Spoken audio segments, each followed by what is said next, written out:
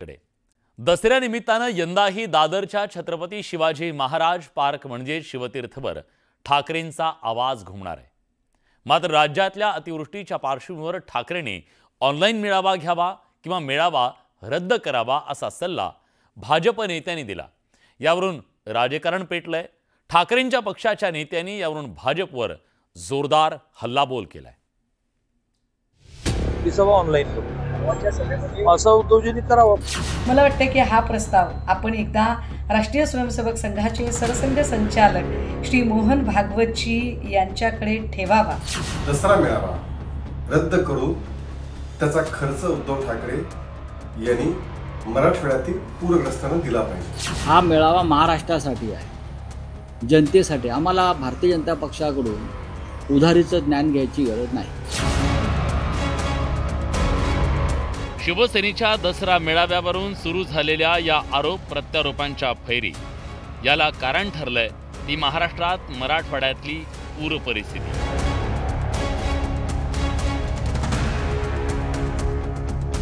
गेल्या काही दिवसात सुरू असलेल्या मुसळधार पावसामुळे राज्यातील 15 जिल्ह्यांना पुराचा फटका बसला। या पार्श्वभूमीवर होत असलेल्या दसरा मेळाव्यावरून वादाचे पडघम वाजू लागलेत। त्याची सुरुवात केली चंद्रकांत पाटलांनी।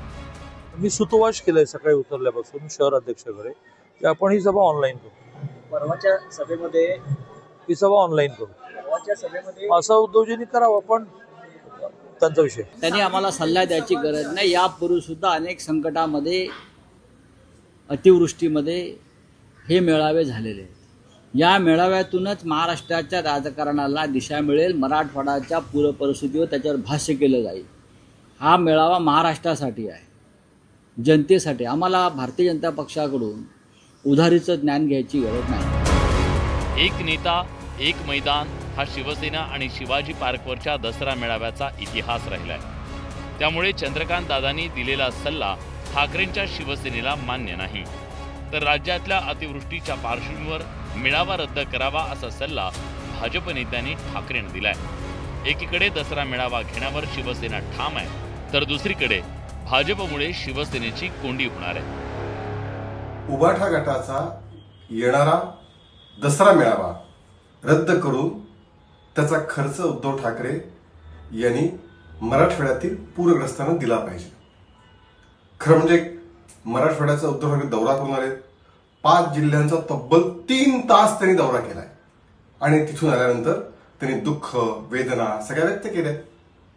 पण उद्धव ठाकरे आता वेळ खरी आहे ती शब्दाला जागण्याची, प्रत्यक्ष उतरण्याची। मुंबई बोला, महाराष्ट्रामध्ये किती तुम्ही बॅनर बघितला, त्याला किती हजार कोटी किंवा किती कोटी खर्च झाले असेल। ते कोटी जर शिल्लक राहिले असते तर आज पूरग्रस्तांना तेवढी मदत झाली असती ना। म्हणजे आपण करावं ते उघड करावं, बाकीच्यांनी करावं, आपण करावं ते झाकून करावं, बाकीचे करतात ते उघड असं ना। हा पारंपरिक आहे ना। राष्ट्रीय स्वयंसेवक संघाचं शताब्दी वर्ष असून यंदाच्या संघाच्या दसरा मेळाव्याला मोठं महत्त्व आहे। भाजपनं दिलेल्या सल्ल्यानंतर ठाकरेंच्या शिवसेनेनं भाजपच्या मातृसंस्था असलेल्या संघाकडे बोट दाखवून भाजपला खिंडीत गाठलंय। राष्ट्रीय स्वयंसेवक संघाला हा प्रस्ताव का बरं ठेवत नाही आहात?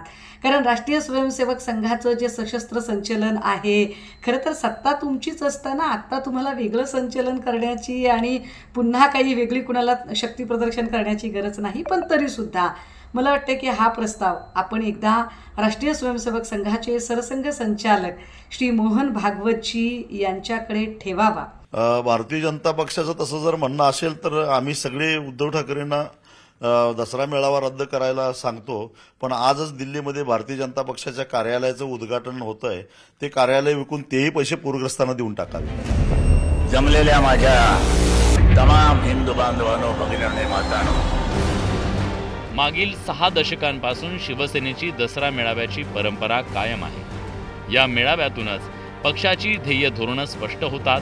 शिवाजी पार्क मैदानात शिवसेना उबाठाच्या दसरा मेळाव्याच्या तयारीला सुरुवात झाली आहे। हा मेळावा होणारच अशी भूमिका ठाकरेंनी घेतली आहे। जर शेतकरी आणि सगळे त्यांच्या आयुष्याचा चिखल झालाय तर आम्ही महाराष्ट्राचे प्रश्न उचलण्यासाठी 1-2 तास चिखलामध्ये जर का आलो तर फरक काय पडतोय? कारण शेवटी जे तुम्ही आत्ता म्हणालात की विरोधी पक्षनेता हे पद अजूनही हे भेदरट सरकार आहे, घाबरट सरकार आहे. पाशवी बहुमत असलं तरी यांच्यामध्ये टोळ्यांचं सरकार आहे. ते घाबरते विरोधी पक्षनेतेपद द्यायला आणि त्याच्यासाठी जनतेचा आवाज बुलंद करण्यासाठी मी शिवाजी पार्कलाच दसरा मेळावा घेण्याचं ठरवलं. राज्यात अतिवृष्टीनं शेतकऱ्यांवर संकटाचं आभाळ कोसळलंय. अशा स्थितीत या बळीराजाला सावरण्यासाठी सर्व बाजूंनी मदतीच्या हातांची गरज आहे.